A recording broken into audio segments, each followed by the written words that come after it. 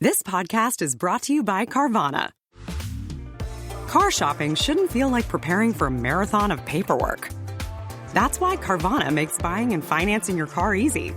From start to finish, search thousands of vehicles with great prices. All online, all on your time. And when you're ready, your new car shows up right at your door. It doesn't get better than that.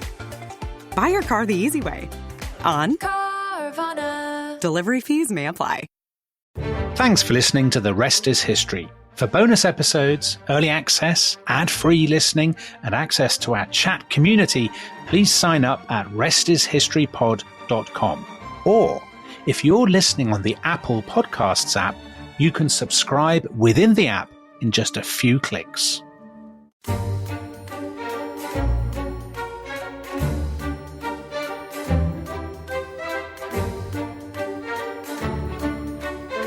There's one thing you men will be able to say when this war is over and you get back home. 30 years from now, when you are sitting by your fireside with your grandson on your knee and he asks, "What did you do in the Great World War II?" You won't have to cough and say, "Well, your granddaddy shoveled shit in Louisiana." No, sir. You can look him straight in the eye and say, "Son, your granddaddy rode with the Great Third Army on a son of a goddamn bitch named George Patton." All right, you sons of bitches. You know how I feel. I'll be proud to lead you wonderful guys in battle anytime, anywhere. That's all. Tom, that was George C. Scott as General Patton. And George Patton, the great US general in World War II, he's commonly remembered, isn't he, as one of these sort of titanic leaders, these larger-than-life commanders who, through the force of their personality and indeed their stirring rhetoric, as beautifully rendered in that impersonation, they roused their men, they dragged their men through the hell of battle to victory. And you and I have only just been talking about another great commander in Horatio Nelson. So are you a great believer, Tom, in individual leaders in history? Going, think back to the Romans, and do you think they matter? Well, I think it depends. Oh, God, what an evasive note on which to start. Shocking. Well, no, but there are two different styles of war, aren't there? There's the style of war that privileges dash and celerity and tactical acumen and all that kind of stuff. And then there's a style of war that privileges the grind, the heft, the remorselessness. So I'm thinking of comparing Alexander and Caesar, which is a contest that we have already discussed. When we do public events, we're asked that all the time. So I would say that Alexander obviously had he had his phalanx and he had his cavalry, and that was very well honed. But I would say that it was, his conquest of the Persian Empire wouldn't have happened without Alexander. Whereas the Romans, I think, were always going to conquer Gaul because that's the way the legions functioned. It's their institutional machinery. And so that's why, and that particularly became the case once Augustus had established the legionary system, this kind of essentially professional army, which I think is why, after the age of Caesar, there are no kind of box office Roman generals that people remember. Because they don't need them. Yeah. And so this is prompted by the publication of a brilliant new book called Command, How the Allies Learned to Win the Second World War by Al Murray, co-host of We Have Ways, our sister podcast. And I was reading it and I thought, coming off the back of our episodes on Trafalgar, Nelson is a titanic figure. Everyone in Britain has heard of Nelson, even if you know nothing about history. And Al has written a series of biographies of commanders in the Second World War. And I would say the only one I really know anything about is Montgomery. There are 10 of them. And so Patton is included. I don't really know anything about Patton. Just lots of shouting, I think, Tom. That's basically my impression of Patton. Your impression of Patton was, of course, of George C. Scott. He famously had a high-pitched voice, so it would be more like, "You sons of bitches." Yeah. To be honest with you, to be brutally honest, I've never actually seen the film. So that was it was the impression of a poster. So Dominic, what I learned from is that Patton had a voice like a Neanderthal. You goddamn son of a bitch! That's how he spoke. So you got it very wrong. Al, let's ask the big question right at the outset. Yes. Do commanders matter at all? I think they absolutely do. And I think your example of Nelson speaks to, in the end, what a great commander can do, which is that he'll inherit a system. He'll be gifted a mechanism for waging war. And then it's his ability to sort of, is envitalize a word, but to take hold of it and get it to work as efficiently as it possibly can. And when you talk about, Monty being the only chap you've ever heard of out of this bag of people, Tom. That's not quite true. It's not quite true, but it's the only one that I would... It is also completely understandable. And Monty's sort of representative of this. One of the things I think that happens culturally after the Second World War is we sort of go, God, that was horrible. And we shove it aside and try not to remember it as a society, or try to ditch certainly the people that made us do terrible things to win the war. And Monty's peculiar in that he stands out as a figure that is remembered, but is also vilified. And I think... For that reason, that's sort of his function after the war, is he becomes a sort of lightning rod for how objectionable the war was as an experience for a civilian population, because he's a citizen commander. But morale was his central thing. The one thing he wanted to concentrate on when he took over 8th Army in August of 1942 was fixing the morale. So taking the machine and getting it to function properly by grabbing people and improving their attitude to how they were going to go about fighting. That's his thing. That's his gift. In the way that Nelson, would cause huzzas everywhere he went. That was what Monty was going for. But also, Al, I learned from your book, he was concerned to sort out venereal disease. To the point of obsession. I mean, let's be frank. So he writes this memo in which he talks about a man who has a woman in a beetroot field. Yes. I mean... What's the thing about beetroots? The root vegetables, what's going on there? Well, one of the things about Montgomery is he actually has, when you start to read him, I think are prepared to take him with a little bit of a pinch of salt rather than take him all appallingly seriously what a ghastly fellow he is. He has this strangely impish sense of humour. And I think that's in that memo. This whole incident, which I opened the book with, is really to try and sort of prod at the idea that the British Army in 1939, 1940, like the British political establishment, has got itself into a war it's not particularly serious about. And it thinks will probably fizzle out without having to do any fighting. And Monty writes to his division, he's in charge of the 3rd Infantry Division, and he writes to his divisional officers saying, our lads, because it's the phony war and they've got no kit to exercise and train with properly. And they're in France, La Belle France. And they're in France, and their fathers were in France. It's the other thing to remember. And I'm sure some of the fathers have taken the lads to one side and told them what a fantastic time they had with the locals. And so he's worried about, the sexual health of his men. And this is the age of syphilis, after all. This is pre-antibiotic cure for syphilis. So this is actually terribly serious. But of course, Monty, in his own style, writes a sort of, I don't know. I mean, by modern standards, an entirely anodyne memo, but for the time, a little bit cheeky. Well, so and the response is to Alan Brooke, who's his commander, worded in such obscene language that both the C of E and RC senior chaplains complained to the Adjutant General. Yep, and the Adjutant General will, he controls your career.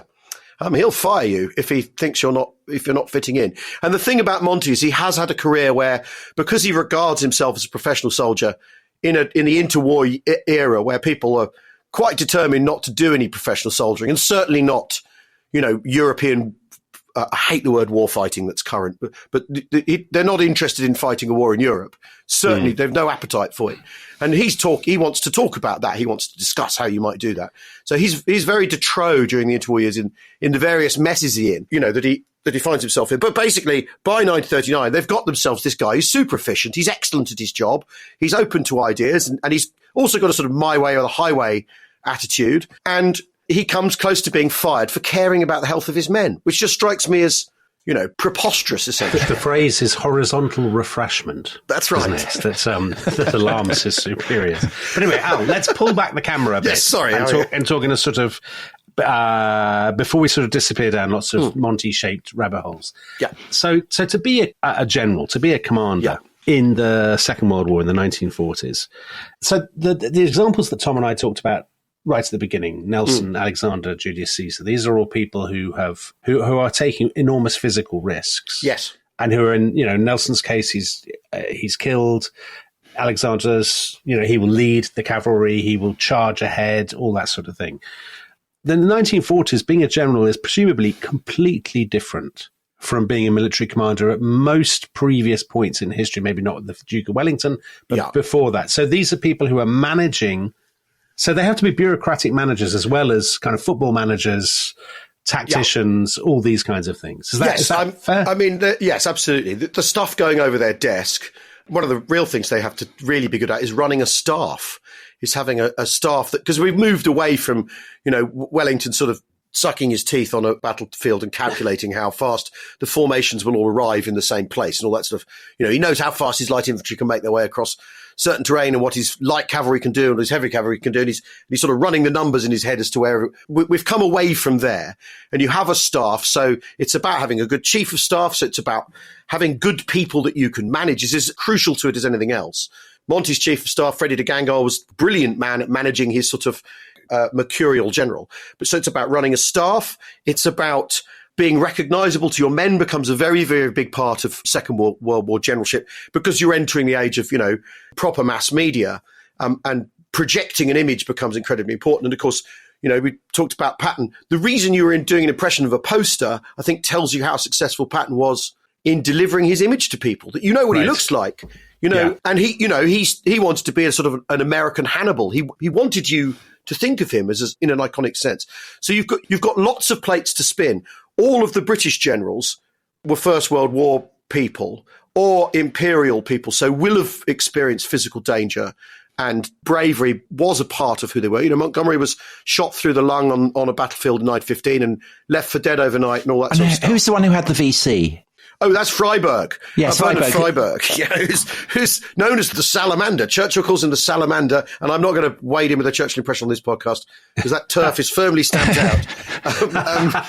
But he is wounded scores of times in the First World War. At Gallipoli, swims ashore and puts fake... naked, you say? Naked, yes. Well, yeah, I mean, rather than be dragged down by your tunic, I suppose. You'd be mental to be swimming around in like all your kit, Tom. I would not go naked. I would insist on wearing full kit. Nelsonian decorum. I'm a British officer. I die with my uniform on. But yes, he was phenomenally brave, Freiberg. And he's wounded again in the Second World War during the First Battle of Alamein. Does that give him a status? I mean, does that give him an authority? It gives him a status and it gives him an authority, but where the crossover between being phenomenally brave under fire and actually being able to run a battle. Well, yes, because you say he was thick. Well, I may be paraphrasing. He wasn't very clever, I think you say, or something. Well, I think this is the problem, is I've tried to handle that in a nuanced and subtle way. But his handling at the Battle of Crete, although is pretty woeful because he knows what's going to happen. So just tell us about the Battle of Crete for those who may know nothing about it. So for those who know nothing about the Battle of Crete, the Battle of Crete falls into the first 3 years of the Second World War until really August of 1942. For the British, and on We Have Ways of Making You Talk, we call them the Duke Forces because it's Dominions, UK and Empire, because we wanted a handy acronym. You're an inclusive podcast. No, we're being imperial, Dom. Okay, fine. Okay. Oh, that's a very different story. It's a very different kind of inclusion. Joseph Chamberlain's idea of inclusion. Well, there you go, exactly. So the absolute ignominy of what happens in France in 1940 is then followed by, there's a great victory against the Italians in late 1940, Operation Compass, when General O'Connor rounds up the Italians, hundreds of thousands of Italians are captured. That goes terribly well. And then the British get involved in Greece, and it goes terribly, terribly wrong. And as they're scuttling out of Greece, come May 1941, Crete is the last bit of Greece left. Churchill has tangled himself up in the idea that you need to defend Greece because it's a monarchy, because it's where democracy came from, because they are our sole noble ally left on the continent of Europe, and sort of Churchillian reasons. The army goes, oh, Christ, all right, and is then soundly defeated again. And so when you come to Crete, Crete's the last bit left between, the continent of Europe and the continent of Africa that's up for grabs, basically. And the Germans decide, and this is, with Barbarossa very firmly in their mind for June, July that year, the Germans decided what they're going to do is capture Crete. And there's an assemblage of Duke forces on Crete, so it's not really who Freiberg, this Kiwi general, has on Crete they're not really designed to defend the island, but there's tons of them. And they crack the Luftwaffe ciphers because the Luftwaffe are very lax at discipline because they send weather forecasts every day and all that sort of stuff. So you get the same stuff over and over again, which is what code breakers want. And they pop open the Luftwaffe cipher and they know that the Germans are planning to capture Crete using parachute soldiers, Fallschirmjäger. They're going to land on Crete. Here's where they're going to do it. Here's how they're going to do it. And the British had made a great study of what the Germans had done in 1940 with their parachutists, which is to capture an airfield and reinforce. So they know exactly what's going to happen. They know exactly when it's going to happen. They have the timetable. They have the objectives. They know everything about what's going to happen. Freiberg knows everything about what's going to happen, but he doesn't really grip how he deals with the threat. He also is desperate to protect that he has ultra clearance and that he knows that he's been forewarned. So he sort of doesn't make a big thing of defending the airfields, although that's obviously what you would do. Because he doesn't want to give away that they know, basically. Yeah, exactly. Although that's one of the arguments that sort of defends him a little. Let's let the Germans win this one so they don't know we've broken their code. Well, exactly. And the thing is people do get themselves in tangles around the Enigma story because it's one of the compelling Second World War stories that emerged a lot later that's sort of clean, doesn't involve firebombing cities, or, clever boffins in a vicarage figuring out the fiendish German code. It sits more comfortably with a more contemporary sensibility. And so you look at the Enigma and you think, oh, well, that code's obviously, that's what's going on there. They're protecting it. But it may be that actually he just simply mishandled things because he wasn't up to it. He also did inherit, however, like I said earlier, a sort of ragtag thing. Their radios weren't up to scratch and their internal communications didn't really work. And they didn't have very much artillery. But what you do if you've got an airfield and you've got a hill overlooking it is you don't leave the hill overlooking it. It's fairly straightforward, and I'm a comedian and I can tell that. So this thing about him mishandling it. So the perception, I would say, among people. I mean, I know your listeners on the We Have Ways podcast know everything about the Second World War, but the perception among those of us who don't know everything about it, and you'll probably think this is an absolutely ludicrous stereotype, but I would guess this is what most people think, is that the British generals, certainly at the beginning of the war, were sort of slightly feckless, foppish, massive trousers, out of their depth, amateurs. And I guess the perception, especially among our overseas listeners, would also be then the Americans come in and they've got kind of square heads and they are unbelievably ruthless and hard-nosed and modern. Yeah. They smoke cigars and the British wore jumpers and smoked pipes. Thin moustaches. I'm guessing that this is a preposterous and indeed utterly inaccurate. But is there an element of truth in it? Yeah, there's definitely a grain of truth in the second half of that. That the Americans very self-consciously create a brand new army, and embrace it in the sort of spirit of New Deal modernity. And it's no coincidence that the American army that emerges in 39, 40, 41 is the product of the Rooseveltian New Deal. It's fascinating for that. Their uniform. James always goes on and on about how their uniforms are designed to be democratic and look like work clothes and not make you look like a soldier. And the Americans are very much going for this thing that it is a modern army. But that's where they've got to culturally. It's sort of, the armies as expressions of their culture, of the cultures that produce them. If you want to know what a society's like, have a look at its army. It's sort of there immediately. And the Americans very much do fall into this. They bring modernity. They bring a sort of tyro efficiency to it. There's lots of industrialists, mass production people and car manufacturers advising Roosevelt on how to run his war economy and therefore how to run his operation, then that feeds into how they run their operational level and then the, strategic and tactical. But what the Americans are really, really good at is learning. They learn really, really fast and they're completely open to ideas in a way that perhaps British are not quite so good at. But Al, I know from listening to We Have Ways, I know from listening to my brother who talks about it a great deal, that actually the British were very, very good at killing people on an industrial level. Oh, yeah. That in fact, the idea that they were all kind of tweedy and effectual pipe smokers is incredibly wrong. Yeah. And that they are, they win the Battle of the Atlantic and they inflict untold carnage on the cities of Germany. And that actually, isn't this actually one of the reasons why perhaps the profile of generals in the army is so low, is that actually the key campaigns in the war are being fought in the air and on the sea. And it's on such a kind of level that there isn't really much space for the kind of Nelsonian figure, the individual commander, because it's all about munitions and that kind of stuff. Yeah, and yet, when you do get an electrifying figure, he's able to grasp the reins and turn things around. And completely, this is Phillips, Pace and O'Brien's big war sort of theory that basically the Allies win the Second World War at land and it's in the air. The Allies win the Second World War in the air and at sea, and the land battles are sort of incidental. And, and he runs an economic argument because he's an economic historian. He says, well, basically, if you look at, for instance, tank production, the percentage of German industrial production that goes to tanks is 5%. Yet we think of the Great Land War on the Eastern Front as the climactic place where the blood is spilt and the battle occurs. But he says if this is a war of factories, then actually the Germans aren't spending much of their industrial output on tanks. They're spending 45% of it on aircraft to try and defend their skies, to defend their factories. That's where they're under pressure. So that's the bit of the war effort that's working. But in the end, boots on the ground are the only, Stalin knew this. You had to have Red Army soldiers in Berlin to end the thing. So just to press you on that, because I was going to ask about Phillips O'Brien's argument. Yeah. So his book, I can't remember if it's called How the Allies Won or Why They Won or something like that. And he basically starts that book by saying, the fighting is neither here nor there. The battles don't really matter.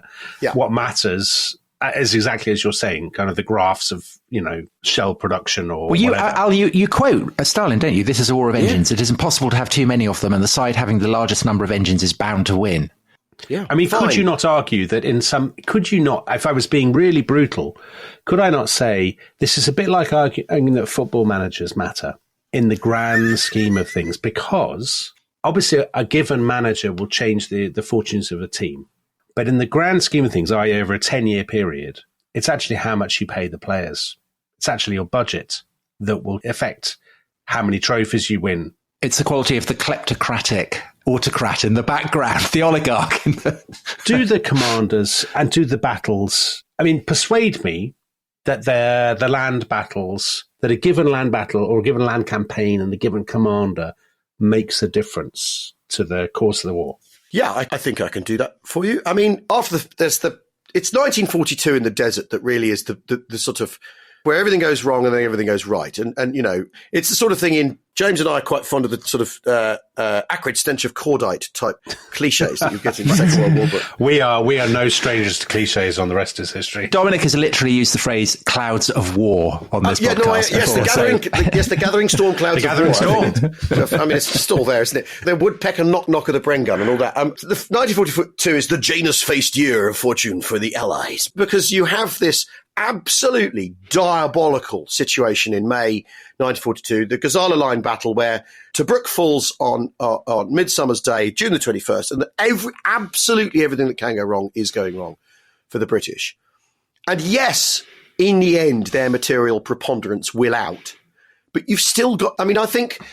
I don't think this is even a great man theory of history. This is a sort of reasonably useful man theory. The man theory of history.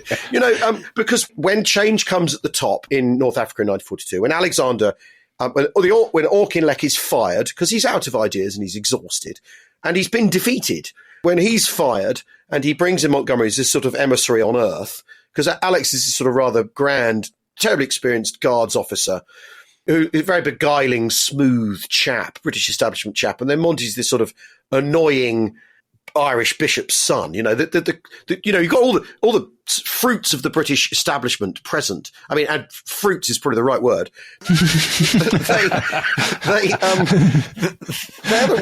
They do have an effect. The fact is Monty's the sub anyway, because there's another chap, Strafer Gott, who gets the job of running 8th Army, who's shot down the day he gets the job and is killed because the Germans think it's Churchill in his aeroplane. Is one version of events. He's killed. So Monty's brought in as a sort of sub, and Gott was exhausted, wasn't up to the job, was part of the old establishment in 8th Army, but didn't want the gig either. So I think he would have made a difference. He would not have had the electrifying effect that Montgomery, working with Alexander, had in the desert in 1942. And I really do think that individuals are doing that, are able to make that difference. because one of the things about, for instance, cracking the Enigma secret is there's one argument, it took years off the Second World War. Well, how on earth do we quantify that? I mean, maybe Montgomery shaved a fortnight off the thing. I don't know. But because after all, Phillips would argue it's going to end somehow anyway with an Allied victory of one shape or form, and the fighting is incidental. But part of the point of my book is the fighting still has to happen. And you still have to persuade someone to fix a bayonet, put a round up the spout, take their rifle off safety and go and kill people. You still have to persuade them to do that. Yeah. And how do you do that? That's my question. How if you were parachuted in, I mean, it's an implausible scenario, but let's run with it. Yes. How do you, as a general, persuade, young men? Well, Spike Milligan. How do you persuade Spike Milligan? Because you begin with him, don't you? Yes. Famous comic in the 50s and 60s who wrote a brilliant series of books about what it was like to be a not very enthusiastic fighter in these wars. Yes. I mean, he's not a keen gunner. I mean, in what it comes down to, Dominic, I think is if men have a sense that they're being looked after by, in the British Army, certainly, that the army develops the notion that what the men need is a sense that they're cared about, a sense that they aren't spending their lives cheaply. And you engender that by training them well, so they think at least they've got confidence in their officers, they've got confidence in the way they're going to go about doing battle. Their mail comes on time. And then you enter the quasi-political thing where, until the Beveridge report comes along, there is a morale malaise within the British Army because people don't really know what they're fighting for. And, there's been a lot of scholarship about this lately, about where the Beveridge report fits into how the army mobilised its men. Because after all, there's the British Army in 1939, the BEF, which is the old professional army plus some territorials. That army gets routed. Then there's a professional army in the desert in 1940 because Churchill sends soldiers during the invasion scare, which I think indicates actually how seriously he takes the invasion scare. He sends them to North Africa. Then there's the army that's gathered in the meantime. And First Army goes to Tunisia, which is the army Spike Milligan's part of, and then spends essentially fights in the Mediterranean. And then there's the army that fights in Normandy with incidental stuff going on in Burma where the British contribution is actually smaller than it appears. But basically, there are all these armies running at once, and by the middle of the war, the British Army just knows it's got to offer as well as good training, as well as good food. And Milligan's books are interesting because he never goes hungry the entire time he's in the army, even when they're fighting proper full-on artillery engagements, which is what he used to do. And he'd go forward and into the forward observation post, and he was a signaller, so he really saw action up close. But he never ever goes hungry, and he never goes out without his fags, and he never goes without his friends. And so there's this sort of mosaic of things that persuade people that they want to fight.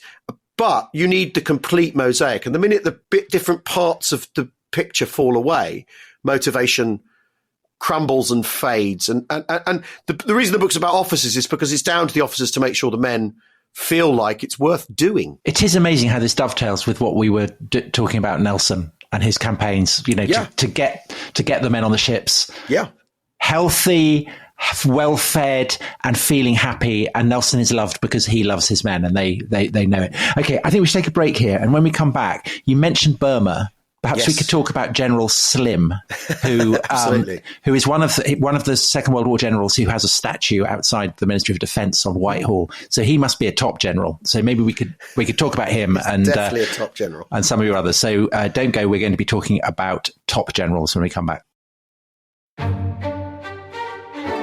This episode is brought to you by Rocket Money. Tom, we often talk about how to organise our finances. I'm very conscious that I'm paying for a lot of mad subscriptions. And there's one thing that we've talked about often on this show. It's the thing that we probably hate more than any other, and it's a hidden fee. I would love to get my finances under control. There are all these things piling up on our bank statements, and I think I need to fix this problem. I need to sort this out and to stop this. I mean, my finances are so chaotic that I need this app. So I'll tell you what it is. It's called Rocket Money. It's a personal finance app that helps find and cancel your unwanted subscriptions. It monitors your spending, and it helps to lower your bills so that you can grow your savings. With Rocket Money, you can track all of your subscriptions, and you can easily cancel within the app with just a few taps, saving you time, avoiding charges. And you can also set budgets and goals and get personalized insights and regular reports to track how you're doing. They will even send you real-time alerts for large transactions, upcoming bills, refunds, and even low balances. So let Rocket Rocket Money help you reach your financial goals faster. Join at rocketmoney.com/ishistory. That's rocketmoney.com/ishistory. rocketmoney.com/ishistory.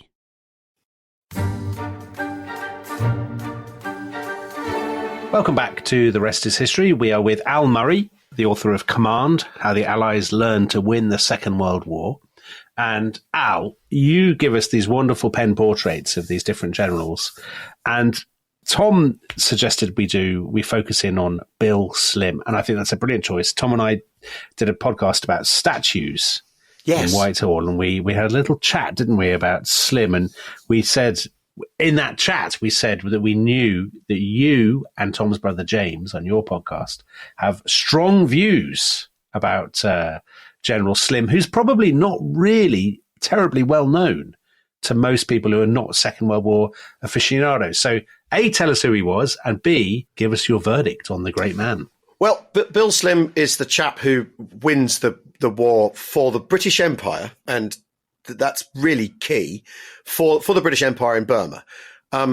The Burmese battlefield is so gigantic. In the retreat in 1942, when the British are caught completely with their trousers down by the Japanese, have absolutely no answers to whether the Japanese are going to fight. They retreat 1,000 miles. So they retreat, a London to Moscow sort of distance. The scale of this place is gigantic. Through jungle. Through jungle, and on mud tracks.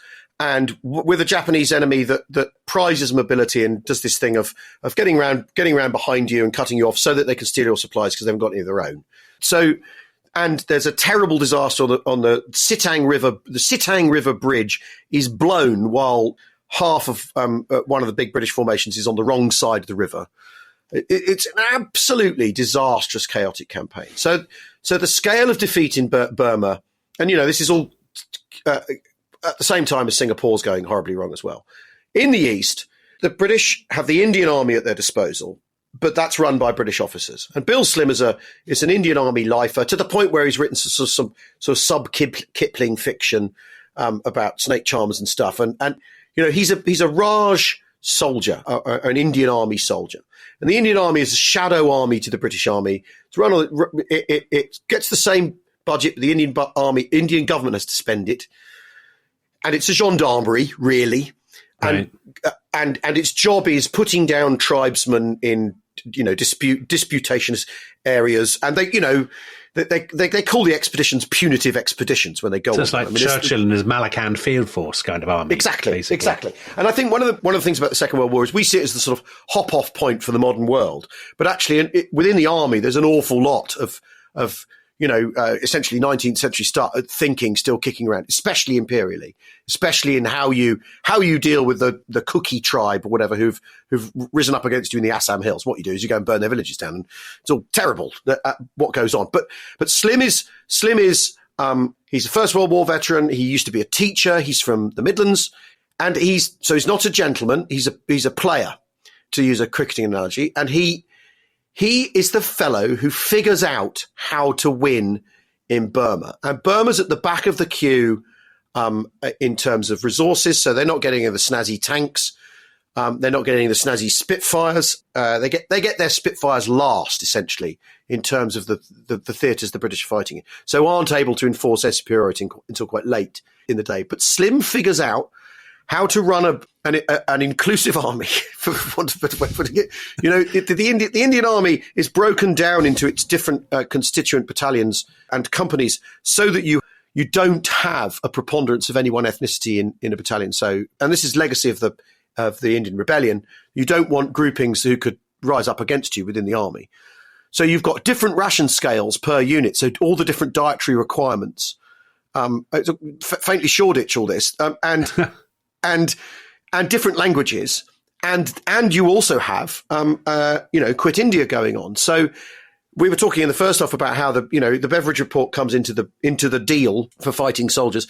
In the Indian Army, what comes into the deal is independence, and what Slim knows he needs to do is create as well as figure out how much armour he needs, how his supply lines work, how to integrate with air power.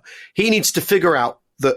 What he's got to do is offer his Indian soldiers the fact if they fight this one and defeat the Japanese, who are a terrible imperial threat, then come out the other end of it, there will be independence. And Slim is party to that sort of, is part of that creation of an understanding for Indian soldiers, because they need educated men to be officers. And that's who, and if you're an educated man, you tend to be, you're sympathetic to independence, is the way it's crumbled. And Slim figures out how to beat the Japanese by bringing Allied material preponderance to bear, which is the thing we talked about in the first half, that, that's the thing that means you inevitably win. But you've still got to figure out how to get the Japanese to sort of dash themselves on the rocks of that preponderance. And he's very fortunate the Japanese tend not to change the way they do things, aren't particularly good at learning from their errors. And you end up with these extraordinary battles where the Japanese will put in a massed infantry attack sort of at the same time every day. Yeah. And they gather in the same place and they shout, "We're coming to get you, Tommy. We'll see you in a minute." And so they get shelled remorselessly and killed. And Slim is able to bring the Japanese to waste themselves upon 14th Army, which is sort of fascinating. Because you quote him on this. You say, if the Japanese are allowed to hold the initiative, they are formidable. When we have it, they are confused and easy to kill. Yeah. And that seems to be the essence of, in military terms, his achievement. Yes. That he seizes the initiative. Yes, he seizes the initiative, but has has figured out the means to do so, and has the means at his disposal in terms of air power and stuff.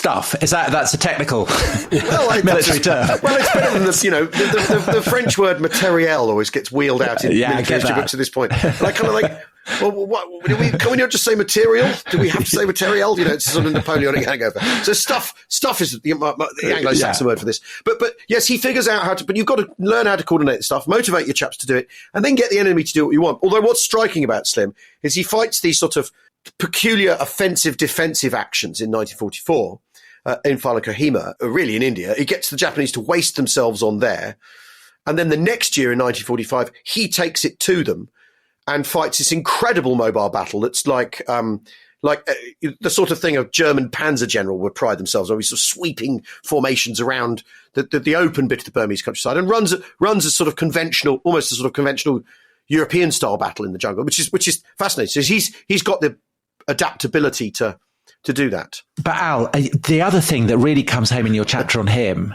is that actually the Japanese are obviously a terrifying enemy, but the real enemy, you say, is disease. Yeah. And you have this in the jungle where mosquitoes, mites, flies, brackets, important mechanical carriers of intestinal diseases, lice, fleas, blood-sucking leeches, rats, chiggers, brackets, carriers of scrub typhus, centipedes, cockroaches, scorpions, poisonous snakes and crocodiles. And just for good measure, you say that elephants occasionally crash into them as well. So that sense that, and maybe this is why Slim seems to be the Second World War aficionados, he's their man, whereas most people haven't heard of him, is that actually you have to be an aficionado to appreciate the full scale, because really what he's fighting is bacteria and flies and mosquitoes and stuff. Yeah. Yes, and in that sense, it's very like an old imperial campaign. The sort of thing like when the French conquer Madagascar in the 1890s or whatever, 2/3 of them die of malaria or something. It's in that sort of imperial vein. I mean, the other thing Slim never has to deal with is the politics that emerges in the Northwest European theatre, where everything's close to home. He's not got Churchill breathing down his neck going, "There are V2s falling on London. Could you hurry up and win this, please?" He never has to deal with that. In fact, he's right at the end of the sort of command chain. And when he wins his big battles in 1944, Brooke and the chiefs of the Imperial General Staff don't really have a grasp on what he's pulled off. They are. Yeah. It isn't clear to them what he's been trying to do and how he's achieved it.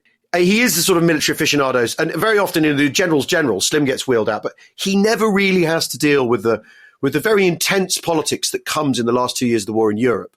And he's I think, incredibly fortunate in that respect. He eyes down on what he's doing. So you've got somebody like Slim, who's obviously conscious of the conditions and who's performed this extraordinary task of retreating and then managing his army and stuff. Yeah. And we talked about Montgomery. Montgomery made himself a media personality, and Montgomery knew how important it was to rebuild morale in the desert and so on. And you were saying before the break about how you rouse your men to fight and all that kind of thing. I'm thinking about, so your book is about the British and the Americans, but I'm thinking about contrast with the Russians, for example.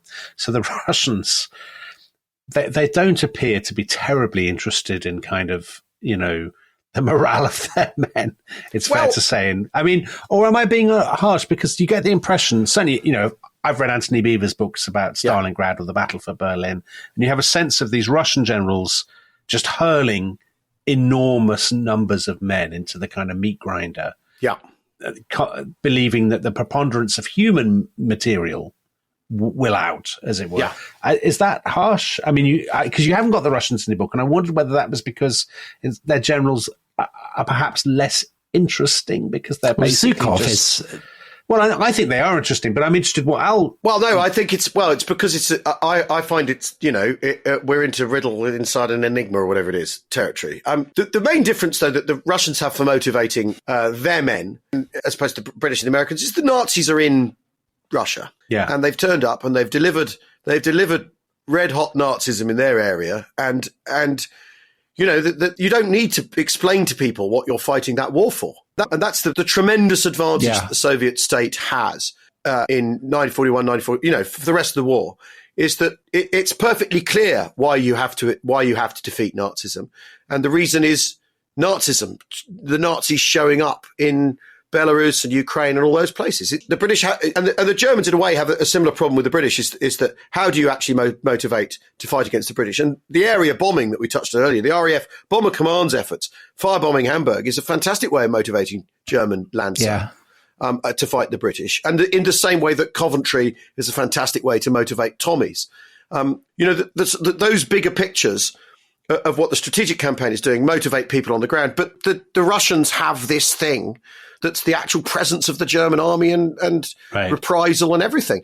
And also, we're culturally apples and oranges, aren't we? The British and American armies are citizen armies with voters in them who have a general election. The British have a general election coming at the end of this war. The Americans have one during it. The Russian Soviet government has a date with history, doesn't it, with a capital H, rather than anything else. And so it's been motivating its people along those lines anyway. So I think, the culture within the Soviet Union of, generals, if they go and see Stalin and they haven't got a high enough casualty rate, are accused of not trying. Yeah. So you've got that going on too, that the spillage of blood is part of how you part of how you do it. Whereas the Allies have got this steel, not flesh philosophy, where what you try and do is use the technology, not expend people. And the British are very sensitive to this idea. You don't want to lose 1 million people again because you've got factories to fill.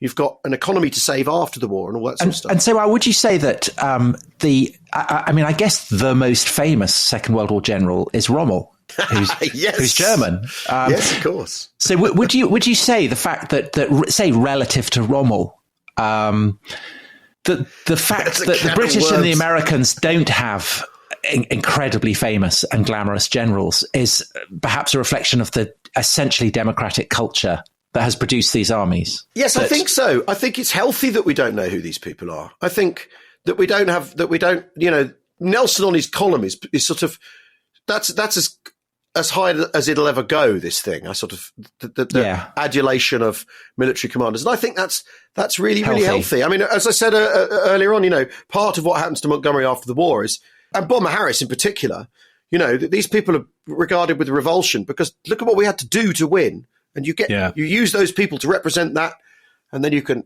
hang it all on them and not on ourselves for Rommel is a fascinating case in point because he's actually kind of not that. He's got great dash and great verve, but he's terrible at considering his logistic position. He's terrible at knowing when to stop and lick his wounds and sort himself out, and that's really partly what gets him defeated in the desert. But he seems like a kind of chivalrous opponent, doesn't he? And so perhaps that's why he's famous, is that it enables the British to feel that they're back in some kind of tournament. But it's also that thing. I mean, and that phase of the war, after all, in the desert, there's no civilians around, so you're not smashing up people's homes. You're just fighting each other. And so you can tell yourself it's a clean war. It's like a naval war or something. But Wellington, when he was asked who the greatest general in the world had ever been, was Napoleon. And he said that because he defeated Napoleon. Exactly. Yeah. So Rommel being brilliant is all very well, but we defeated Rommel. Yeah, that's of course. So Al, the Americans, because we started with Patton. Oh, so you've got Omar Bradley, you've got Patton. Is Patton the best? Patton's the most famous. Is he the best? Well, he is a brilliant soldier, and he's such a peculiar man because he really wants to be the American Hannibal. He is absolutely lose. Well, anyway, there you go. See, but then again, you see, this is the thing. This is the thing, Tom. Is that you know when people pick and choose generals from history, they don't. You know, Napoleon's a case in point. Napoleon does in the end lose, doesn't he? I mean, why don't they pick Wellington? Madness. It's craziness. But then, you know, it's that kind of it's the heats that don't count. The finals what matters sort of thing. Isn't it? You know? Yeah. What I love about, or I'm fascinated about Patton, is he got off reservation. You know, as a historical topic, things escape. You know, he's escaped military history. He's escaped sort of serious academic history. He's present and buzzed off into the cultural world. You know, partly because he died, so sort of absented himself. Yeah. So you say he's the Jim Morrison or Jimi Hendrix of American generals. Yeah, I really do think that. Yeah, you know, and he killed before he did anything rubbish. You know, the records Hendrix would have made in the 80s would have been horrible. So he occupies a cultural space because there's a film about him that's part of America. You know, trying to lay down its martial culture during the Vietnam War. You know, and all that. So he's off reservation. That's what's so interesting about him. I don't think he's the best or the worst. I think he's fascinating for this position, but that largely exists because of the work he put into burnishing his self-image and being really quite peculiar amongst his contemporaries. So the contrast would be Omar Bradley, who you call the GI general. Yeah. I mean, I would guess, with an exception of some of our American listeners who are really interested in military history, the vast majority of people listening to this podcast can probably tell us nothing about Omar Bradley. Yeah. Many of them will literally never have heard those words. Yep. So tell us who he was. Character from The Wire, he sounds like. Yeah. Well, he commanded Omar Bradley commanded the US forces on land in Northwest Europe when the Normandy invasion came. I think his army was something like 1.5-2 million people. You know, like. So is he in charge of Leclerc, the Free French? I think yes, Leclerc did come under him, but you know he ran D-Day. It's Omaha Beach is although there's another podcast for dismantling mythos, but Omaha Beach was part of his responsibility. Omaha Beach, Utah Beach, the American landings are Bradley, the American component.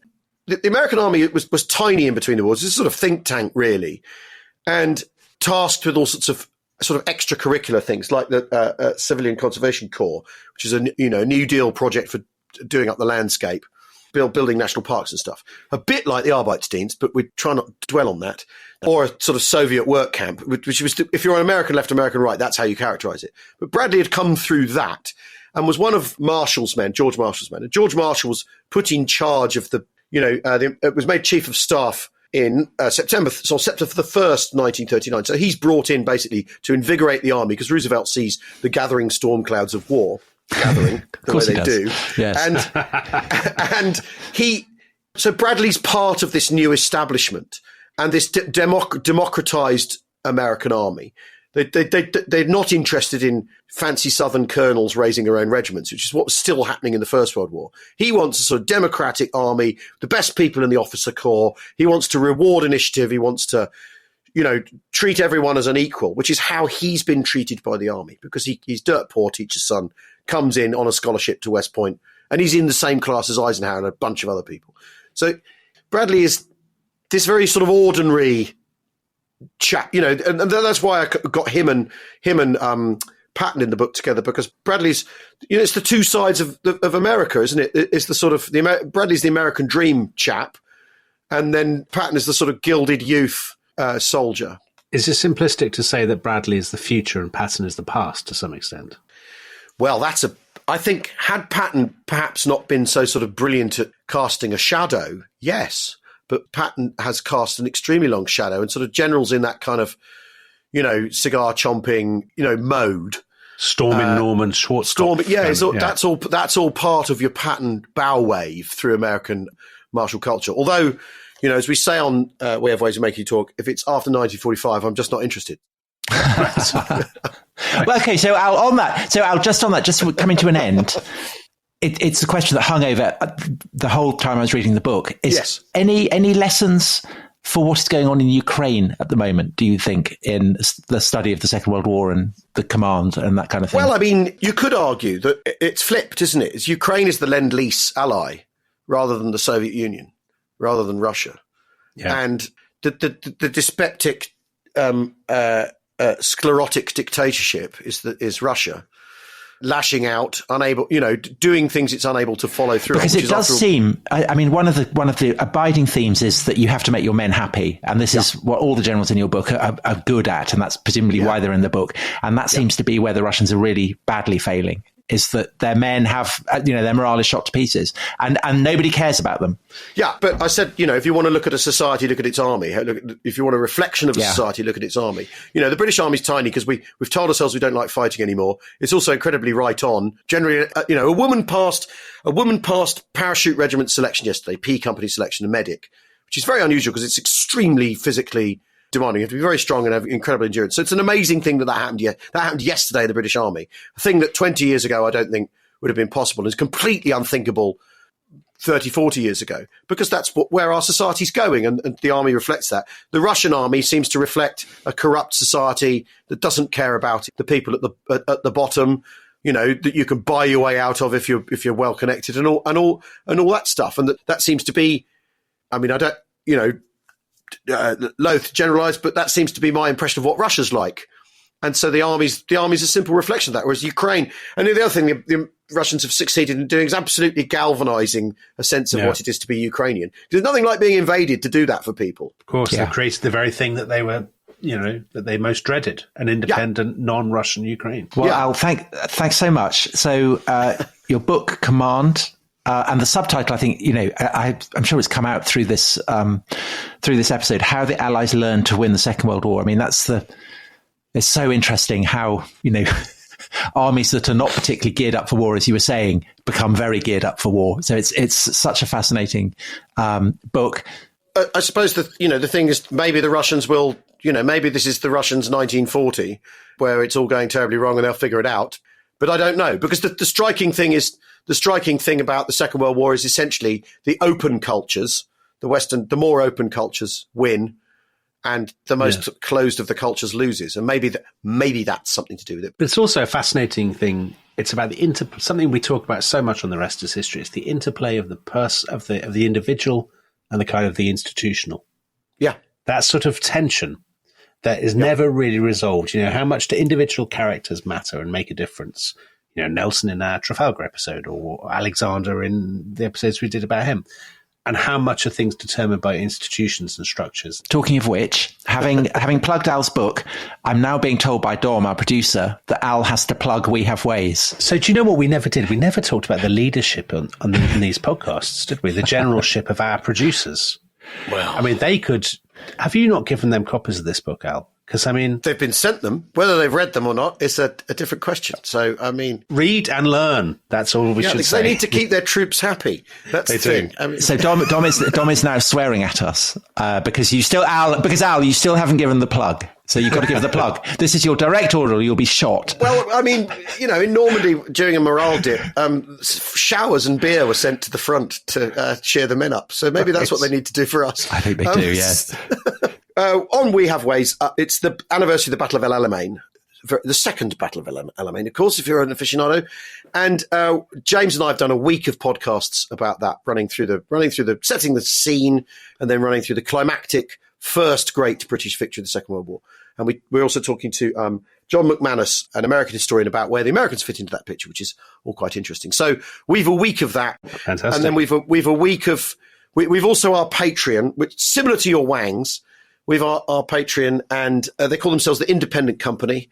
And we have audiobooks where I've been reading out of print memoirs and stuff as a side project. And one of the commanders in this book is this fellow, Peter White, who was a lieutenant in the King's Own Scottish Borderers at the very end of the war. And his memoir with the Jocks of his experience of going from Walcheren to Hamburg. I'm reading that. And he's the last of your commanders in command, isn't he? Yeah. So that's up now, and that'll run till Christmas because it's an enormous book. Wonderful. And Tom, for our listeners, we have coming soon 2 special episodes about treason from the National Archives. That's brilliant. That was an amazing privilege, wasn't it? We saw the charge sheet against Anne Boleyn and the court records for Charles I's trial. It's brilliant. Oh, yeah. Stuff from the Popish plot. Excellent. Lord Haw-Haw. Bills of Attainder from Richard III and all this. Well, yeah, that Lord was really... Haw-Haw wasn't a British citizen, though, was he? No, but he had a British passport. He had a passport. He had fraudulently obtained a British passport, and that was what damned him. They'll always get you with the bureaucracy, won't they, in the end? Yeah, they will. So we've got that, and then we've got another epic tale coming up the week after that, which is King Alfred's battles against the Vikings. And that, I believe, Tom, is also, rather like the podcast about Al's book, that's also a tie-in with an absolutely tip-top, spectacularly good book, isn't it? I don't know. Is it? Yes, it is, Dominic. Your new children's book. I want you to plug my book. I know. Well, I'm the only one here who hasn't plugged the book. So I think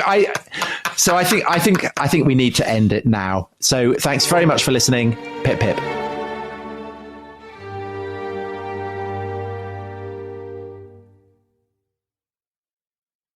Thanks for listening to The Rest is History. For bonus episodes, early access, ad-free listening, and access to our chat community, please sign up at restishistorypod.com. That's restishistorypod.com.